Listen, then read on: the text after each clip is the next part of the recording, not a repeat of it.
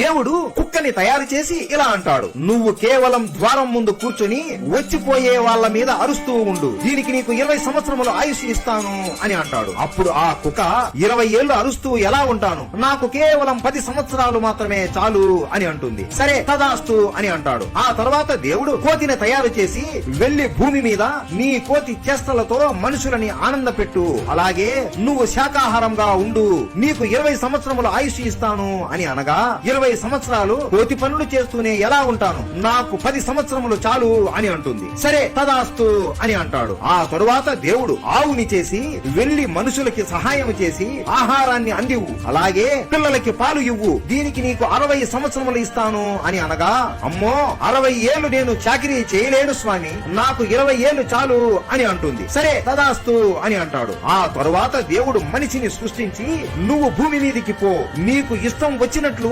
ఆనందంగా బ్రతుకు, తిను తాగు, శృంగారం చెయ్యి, ఏ పని అయినా నీకు ఇష్టం వచ్చినట్లు చేసుకో, దీనికి నీకు 20 సంవత్సరములు ఆయుష్ ఇస్తాను అని అనగా 20 ఏళ్లేనా, ఇది చాలా తక్కువ స్వామి, నాకు ఆవు వద్దనుకున్న 60 ఏళ్లు, కోతి వద్దనుకున్న 10 ఏళ్లు, కుక్క వద్దనుకున్న 10 ఏళ్లు ఉన్నాయి కదా, అవి కూడా నాకే ఇవ్వండి అని అనగా దేవుడు నవ్వుకొని, సరే మీ ఇష్టం, కానీ మీరు మొదటి 20 సంవత్సరములు ఆడుకుంటూ సరదాగా గడుపుతారు, తరువాత 40 సంవత్సరములు ఆవులాగా గొడ్డి చాకిరీ చేసి కుటుంబం కోసం కష్టపడతారు, ఆ తరువాత 10 ఏళ్లు ముసలవాడిలాగా అయి కోతిలాగా మనవళ్ళు మనవరాళ్ళని ఆడిపిస్తారు, మిగిలిన 10 ఏళ్లు ఒక కుక్కలాగా వచ్చిపోయే వాళ్ళ మీద అరుస్తూ గుణుగుతూ ఉంటారు అని తదాస్తు అని మనిషిని పుట్టిస్తాడు. అలా మన జీవితం మొదలయ్యింది. వీడియో నచ్చినట్లయితే హర హర మహదేవా అని కామెంట్ చేయండి.